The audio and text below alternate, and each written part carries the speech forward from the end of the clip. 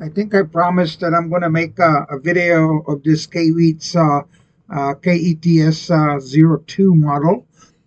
This is how it comes, and it comes with 6 tips. One is inside, as you're going to see in a second. I'm going to just go ahead and put these on the side here so we can see what's inside the box. So inside the box is a manual that covers a bunch of languages. Most of them I don't understand except the English one. It comes with a super heavy duty USB-C that has metal connectors. It has this little strap that is also mounted to the cable. It's just unbelievably thick cable. I have some pretty nice cables, USB-C to USB-C, and none of them are this thick. And it's very, very soft. I think it's probably silicone.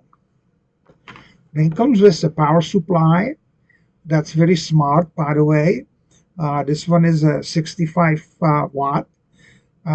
So it comes with 2 ports. Comes with a USB-A style and then USB-C style, and of course this just plugs in into the USB-C. Uh, but I assume that you can also use this larger port. The next thing that is in is the tip. This is the first tip that I tried, which is the finest tip that the kit comes with. Then it of course comes with the unit itself. One thing I wish that they made better or made differently, and I shouldn't say better, is you have to unscrew this cap completely, because this tip has these little ridges here, and that ridge is basically, if you put this through this uh, let's call it the nut, it doesn't go any farther, and that tip holds it in place. If you don't do that, by the way, uh, then and you don't screw it all the way down, you push it again and until it just seats, then it actually won't work, and this thing here will say that you need to insert a tip. There's a little animation on this little screen, and it has the 2 buttons just like the TS100 and the other ones. And then it comes also with this little cover that allows you to cover this thing like that, so that you can actually put this in your pocket and put the cable and the power supply in your other pocket, and you can go out and solder. So it has a rubber or rubberized material right here. So when you solder, your fingers don't slip down because it holds that they get to be held here. And the other reason is that you're staying away from this knot, which I'm pretty sure can get hot, and it has a little gap in here, so it doesn't get hot for yourself to hold it like that. So anyway, uh, I'm pretty sure you want to see the how you turn it on and stuff. So why don't we go ahead and unsnap this little cable thing? Just like as I said, it has this little guard that you can, when you coil it up, uh, that it stays put. So I'm going to go ahead and plug this in here, and then I'll disappear and plug this into that power source here. Okay, and then I'll power up. I'll plug it into here, and as you can see, it has the logo on it, and it's blinking. On this, there's 2 buttons: button down, button up, or button left, button right, depending on how you look at it. And if you don't push this button, this thing does not heat up. The tip does not heat up at all until you push this button.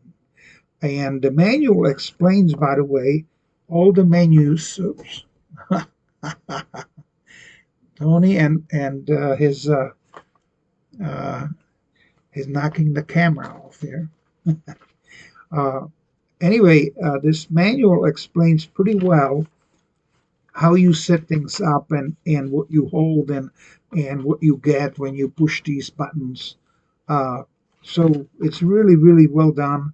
I am actually surprised that how well this unit is made.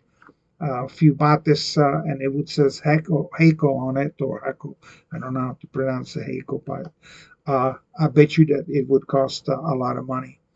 Anyway, I'm not going to turn it on because it just gets hot, and then I have to put it off the camera somewhere. But basically, this uh, this unit is very, very well made. The cable is absolutely superb. This part and this part is made out of aluminum, ionized aluminum, so it's not plastic. So this will last a very, very long time. And if you want to make it portable, I'm pretty sure that you can make it more portable by uh, putting here in a cable from my, let's say, if you look at some of my videos, I have uh, I created, let me grab it. I created one of these things. It's a Ryobi battery, and then I 3D printed this piece here and put the socket in here, put the light bulb. This is an LED, so it tells me that when it's on, and then a little switch in here. And this little thing is just in a malleable putty kind of a thing, that if I need to hold some parts before I solder them, so they don't go away, I keep it over here. And then of course this unplugs from the battery like that. Okay. And I think I made a video, so if you go look at my videos, you should be able to find it there. So the only thing I would have to do is I have to get me a C cable, and rather than having uh, this end on it, I will put in a USB-C on it and use a little thicker wire than on the TS100, and uh, then it would work too. So I will probably make one of those cables uh, and here soon. But I'm not sure if I pump in a battery at 18 volts, because that's what these are, then I don't know if this USB-C negotiates the voltages, but it could not negotiate the voltage from here because this is just a straight 18 volts DC power tool. So um, I do have already a C USB-C connector, and it has a fairly thin wires on it. So I don't know how well this would work, but I will definitely try, and then I will let you guys know. Otherwise than that, I don't think there is more to say, except I think I showed you these tips that it came with. So there's a total of 6 tips, and they are BC3, then a B2, ILS, and KR, and the last one is K65. So these are all that came with this unit. Uh, they are, by the way, hidden underneath this cover here. When you get it's inside this box, and power supply is over here, just like you saw. Otherwise than that, as I said, there's not much more to it.